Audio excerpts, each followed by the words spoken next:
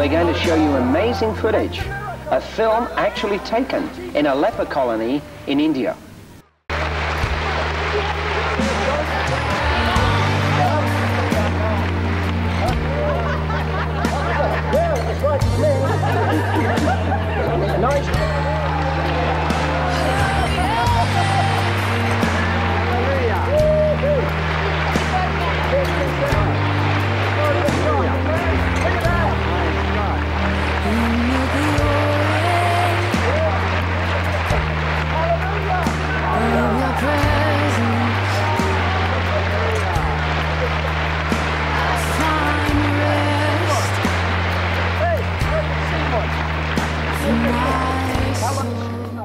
Our special guest with us today is a Brisbane GP, Dr. Mario Balestrieri. Mario, welcome to today's program. How are you, Steve?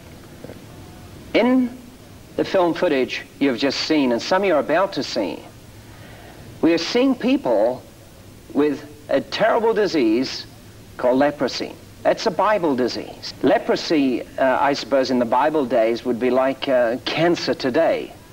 You know, looking at these shots, and of course you've had first-hand experience of being in leper colonies with us, and have tested these patients before and after ministry, divine healing.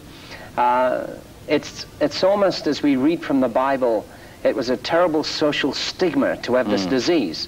Certainly the Jews were very repugnant to a person who had leprosy. If we read the Bible accounts, they were made to live amongst the tombs. They had to ring bells, and a terrible, tragic scene for a person to contact a terrible disease like that. Now in India, the lepers are used for begging on the street. You know, the lepers everywhere, isn't there? In fact, they estimate in India alone there are actually 10 million registered lepers. That's almost the population of Australia. Almost, yes. Suffering one disease. Here we were, first-hand experience, and we went along to this leper colony, and I remember we set the cameras up, and we were so convinced that God in his mercy and compassion would actually capture live the healing process, or the evidence of it, of a leper being healed. Now, you know, I remember that day very well, and ministering in the healing realm so much. I remember how powerful the power was that day. Although we don't see the power, we see the effects, but you feel it, don't you? When you're there, there's certainly a, you know, an atmosphere develops. And we had a man testifying, we'll talk a little bit about him later, and we began to minister, Stuart and myself began to minister to the lepers, men first. That's their custom, there wasn't. The men came first, then the ladies came. And the first obvious sign that I saw that something had happened was the unlocking of their fingers.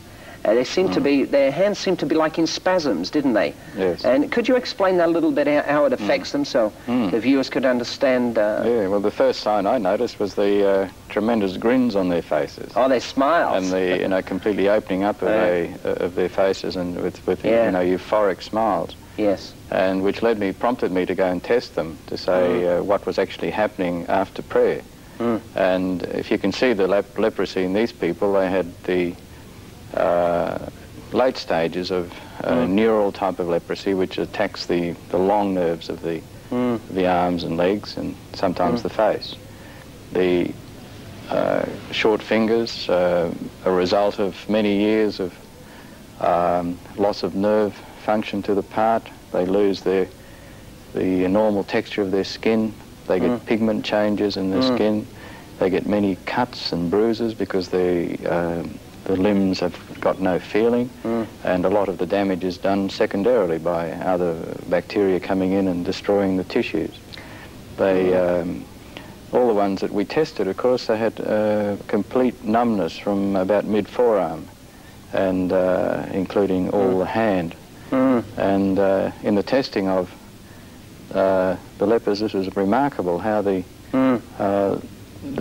return of feeling within an instant. Now that's medically impossible, because you've got a nerve that has been completely architecturally destroyed. If you took a section of it under the microscope, you'd see that the nerve would be absolutely scarred up, and there would not be any nerve left in that area. And yet, immediate return of sensation to the fine touch of using a piece of tissue paper, and they could actually tell me which finger was being touched without with their eyes closed. And that was really exciting. As a doctor, it must have been really exciting. But I remember when we did this test, because there was Stuart and myself, we were really getting excited because, you know, we had that knowing in God that they were being set free. And that was cleansed of the disease internally. And it's amazing when you think about it. As you've just explained, for us people as lay people, there is a person with the nerves severed, if you like, from the elbow down, no life, and they're there just like two knots, clinched knots. They do all the damage to themselves, as you said, by knocking themselves about, and then instantly a life comes back in. It would almost be like a severe cramp, I suppose, or pins and needles. Surge of, of life and blood surging through. Yet they didn't feel pain, did they? No. There was no pain. There was no evidence of pain. Yeah, it was just sheer joy and delight as they lit up and could openly start to move, and life came back into their feet, and their terrible disfigured feet and things. Yeah, that was really exciting. Explain a little bit to us, Mario, for the benefit of the people watching, how you could test them. And we actually show this man now, before and after. Would you explain that for us? Well, it's one of the rare situations where you can pick up somebody before and after prayer and objectively do a test, which can, you know, you can see straight away what's happening. Now, if you stroke a leper with fine touch and he has absolutely no feeling, then he cannot discern that feeling at all. With his eyes closed, he wouldn't know you're even there. And but the important thing is the sensitivity, the very, very fine return of sensation by testing them. This is a very simple way of testing them. You can test them for all sorts of modalities, such as hot and cold and holding objects and all these sort of things. But a simple test, which we can do under those conditions when our time is limited, is to show that the feeling has returned, that they are actually able to tell you which stump is being touched. And each time that man was absolutely spot on. He never missed once, and that was exciting. And you can see the excitement in his face. Oh, you can, as he nods. Let's remember that the Indians, when they nod like that, that means yes. Do these healings last? Can miracles last? Say in the case of leprosy, we had a beautiful example. The man that we take into the leper colony with us, who 9 months prior had been ministered to by our ministry team. Stuart actually ministered to him. And 9 months later, you're able to check this man out. Now, you tell us the evidence as a doctor as you check this man. In comparison to all the other lepers, this man was quite different. He was obviously testifying very loudly that he has been healed from that time, that he had no setbacks or relapses, that the feeling returned and remained in his hands.